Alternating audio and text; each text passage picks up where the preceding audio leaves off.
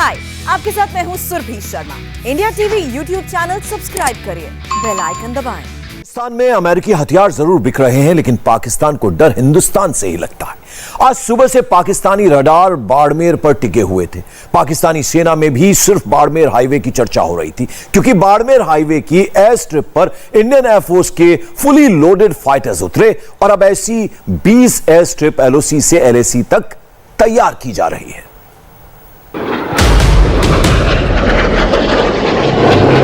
Barmer highway की air strip पर जब सुखोई 30 MKI लैंड हुआ तो हर किसी की निगाहें इस मल्टी रोल फाइटर पर लगी मिसाइल पर टिक गई। ऐसा पहली बार हुआ है जब फुली लोडेड वेपन्स के साथ भारतीय लड़ाकू विमान हाईवे पर उतरा हो। Su-30 MKI में लगी यह मिसाइल R-27 है। रूसी missile R-27 air to air missile है, जिसकी रेंज 40 से 170 किलोमीटर तक है। इस मिसाइल की स्पीड 4.5 मैक होती है और 40 किलो तक वॉरहेड अपने साथ ले जा सकती है। भारत के R-27 के कई वर्जन हैं। R-27EM, R-27ER, R-27ER1 और R-27T1 और R-27ET1। भारत ने साल 2019 में 300 और 2020 में 800 R-27 मिसाइलों का ऑर्डर दिया है।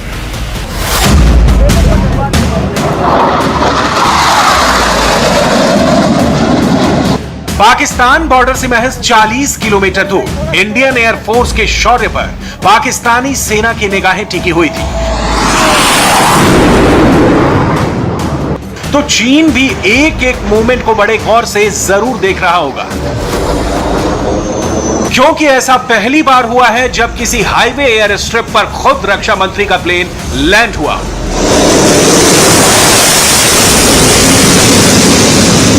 देश के पहले नेशनल हाईवे में बने रनवे का उद्घाटन करने के लिए नई दिल्ली से C-130 हरकुलिस ने टेक ऑफ किया। C-130 में रक्षा मंत्री राजनाथ सिंह, परिवहन मंत्री Nitin Gadkari, CDS Bipin Rawat, air chief marshal RKS Bhadauria मौजूद थे।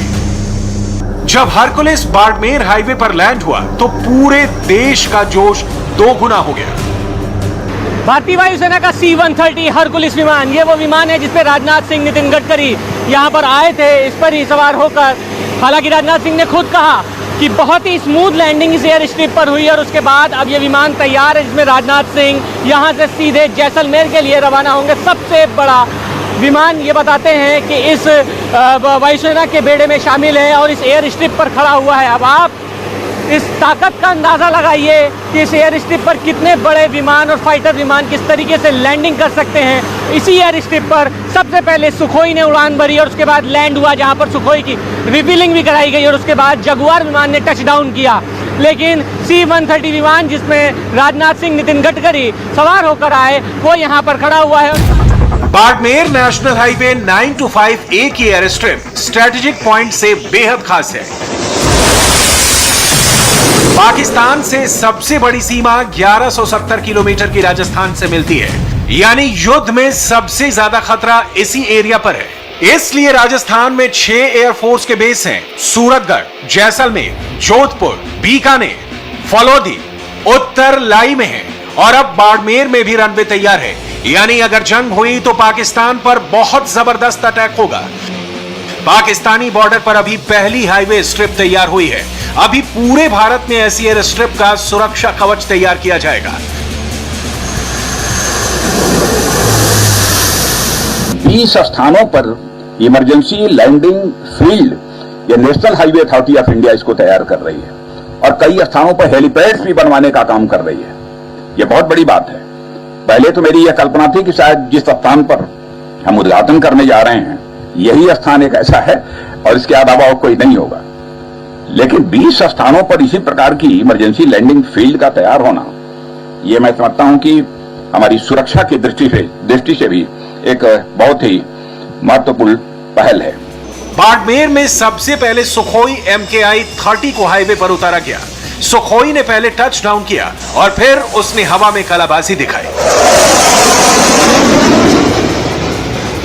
सुखोई के बाद लैंडिंग हुई जगुआर की। जगुआर ने भी पहले टच डाउन किया। सुखोई जब सबसे पहले उड़ा था, उसके बाद टचडाउन किया, सेकेंड टर्म में सुखोई टचडाउन करने के बाद यहाँ पर लैंड किया और इसी एयर स्ट्रिप पर सामने सुखोई विमान की रिफिलिंग हो रही है।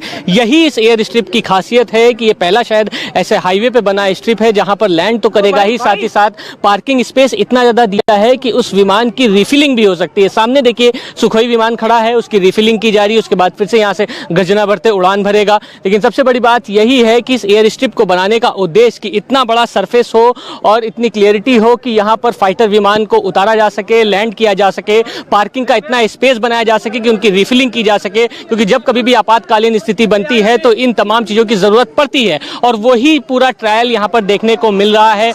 जगुआर सुखोई विमान ने यहाँ से ही टचडाउन किया, उसके बाद सुखोई विमान की रिफिलिंग, और अब आप देखिए दोनों एक साथ विमान जगुआर के ये जो यहाँ पर आ रहे हैं, आप देखिए किस तरीके से गर्जन भरते हुए यहाँ से निकल रहे हैं और ये हवा में कलाबाजी करते हुए ये विमान आपको दिखाई देंगे। ये शायद नज़ारा बहुत जल्दी देखने को नहीं मिलता है, लेकिन ये इस एयर स्ट्रिप पर, ये देश की पहली ऐसी एयर स्ट्रिप पर है जो इस तरीके का नज़ारा देखने को मिल रहा है और वाकई में रोमांचक भरी तस्वीर है। पाकिस्तान के बेहद करीब ये एयर स्ट्रिप ऐसी है जहां से चंद मिनटों में पाकिस्तान पर अटैक हो सकता है और घंटों में मिनी एयरबेस में तब्दील भी हो सकती है। एटीसी टावर से लेकर प्लेन की पार्किंग तक सारी सुविधा हाईवे पर मौजूद है। बाड़मेर हाईवे में बने रनवे की तारीफ एयरफोर्स भी कर रही है। एनएचआई ने एक्चुअली रिकॉर्ड समय में ये ईएलएफ तैयार की है, जिसमें हमने आज अपने ट्रांसपोर्ट और लड़ाकू विमान को उतारा है। मैं ईएलएफ प्रोजेक्ट से जुड़े बाकी सभी साथियों का भी एहसानमंद हूं कि उन्होंने एक वेरी हाई क्वालिटी की ये स्ट्रिप तैयार की है। मैंने आपको देखा है कि इसमें और हमारी हवाई पट्टियों में कोई अंतर नहीं है। इनफैक्ट मैं ये भी कह सकता हूं कि ये हमारी पट्टियों से ज्यादा बेहतर देखी गई है हमने। लेकिन आपको जानकर हैरानी होगी, जिस एयर स्ट्रिप की तारीफ हो रही है उसको बनाने से एनएचएआई पहले कतरा रहा था, लेकिन प्रधानमंत्री मोदी के डायरेक्शन ने डिपार्टमेंट में जोश भर दिया। मुझे बहुत इस बात की खुशी है कि एक बार चर्चा करते समय, प्रधानमंत्री जी के यहाँ प्रेजेंटेशन करते समय इस प्रकार का सुझाव उनके सामने रखा था। तब हमारे विभाग ने भी कहा था कि हमारा मैंडेट नहीं है, पर इसमें आउट ऑफ बॉक्स जब कोई भी बात होती है तो नियमों के लिए उसके लिए थोड़ी तो तकलीफ होती है। पर मुझे खुशी है कि डिफेंस मिनिस्ट्री ने, एयरफोर्स के अधिकारियों ने भी बहुत अच्छा सहयोग किया है और हिंदुस्तान में हमने पहली बार रोड कम एयर स्ट्रिप का यह निर्माण किया है। बाड़मेर हाईवे पर सुखोई, जगुआर, C-130 हरकुलस और AN-32 ने लैंडिंग की।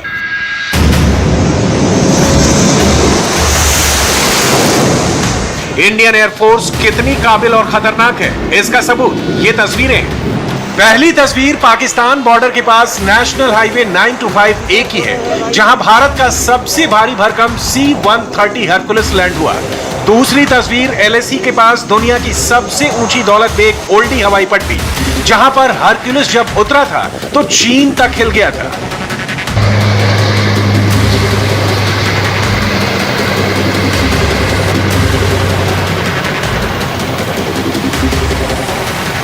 आधुनिक जंग वही देश जीतेगा जिसकी एयरफोर्स जितनी ज्यादा शक्तिशाली होगी, जो सबसे कम वक्त में सबसे तेज अटैक करने में सक्षम होगी। इंडियन एयरफोर्स दुनिया की चौथी सबसे शक्तिशाली वायुसेना है, जो साल 1932 से एक्टिव है।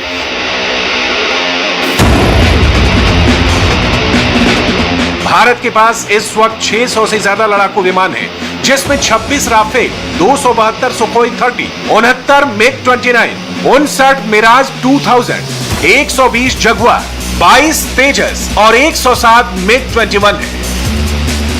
पाकिस्तान से चीन तक अगर किसी फॉरवर्ड ऑपरेशन को अंजाम देना है, सबसे आगे है राफेल फाइटर जेट, उसके बाद है मिराज 2000, फिर सुखोई 30 MKI और साथ में MiG-29 का अपग्रेडेड वर्जन। अगर डीप पेनिट्रेशन स्ट्राइक की नौबत आई तो जगुआर फाइटर भी हिस्सा होंगे। वहीं कैबिनेट कमेटी ऑन सिक्योरिटी ने इंडियन एयरफोर्स के लिए 56 ट्रांसपोर्ट प्लेन खरीदने की मंजूरी दे दी है। 16 विमान एयरबस डिफेंस एंड स्पेस से खरीदे जाएंगे, जो पूरी तरह से रेडी होंगे, जबकि 40 प्लेन कंपनी की तरफ से भारत में टाटा के साथ एक कंसोर्टियम के हिस्से के तहत बनाए जाएंगे। अगले 20 साल में एयरफोर्स 350 फाइटर खरीदने पर विचार कर रही है, जिसमें 83 हल्के लड़ाकू विमान तेजस भी शामिल हैं। वायुसेना का ताकतवर होना बेहद जरूरी भी है, क्योंकि भारत दो तरफ से दुश्मनों से घिरा है। एक तरफ पाकिस्तान है तो दूसरी तरफ चीन खड़ा है। चीन का सबसे एडवांस फाइटर J-20 है, जिसको चीन 5 जनरेशन का बताता है, जबकि इस दावे पर दुनिया को भरोसा नहीं है। फेस टू फेस चैलेंज में भारत के राफेल से चीन का J-20 स्टील फाइटर का मुकाबला होगा। मॉडर्न एयर वॉर में जो सबसे पहले हमला करता है, उसको ज्यादा एडवांटेज मिलता है। ऐसे में अपने एयरबेस, अपने विमानों की रक्षा करना भी बेहद जरूरी है, खासकर अटैकिंग ड्रोन से।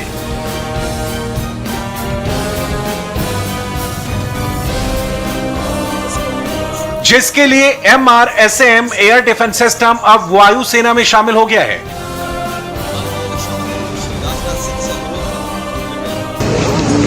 मिसाइल कैसेट को लोड करने की आज्ञा दे श्रीमान।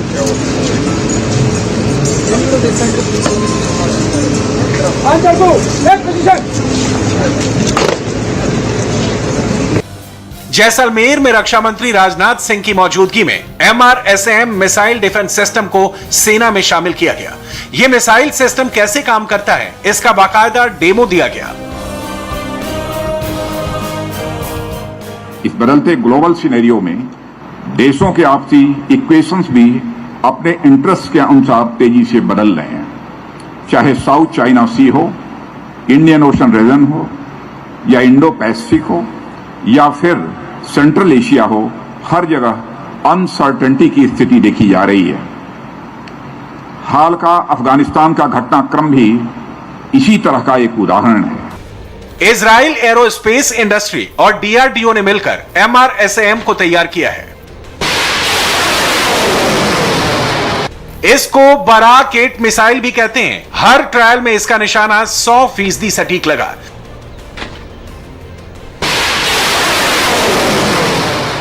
मध्यम दूरी की जमीन से आसमान में मार करने वाले मिसाइल एयर डिफेंस सिस्टम की पहली फायरिंग यूनिट अब 2204 स्क्वाड्रन का हिस्सा है।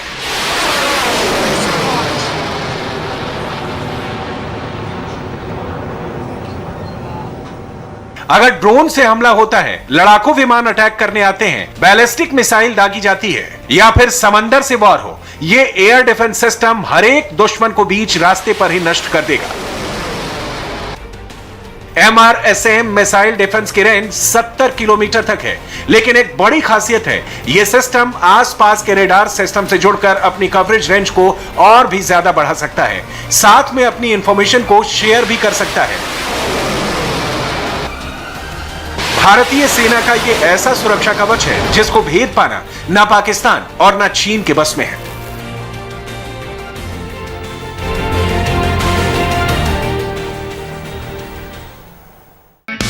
हाय, आई एम सुरभि शर्मा। खबरों से अपडेट रहने के लिए India TV YouTube channel subscribe करिए, साथ में बेल आइकन जरूर दबाएं।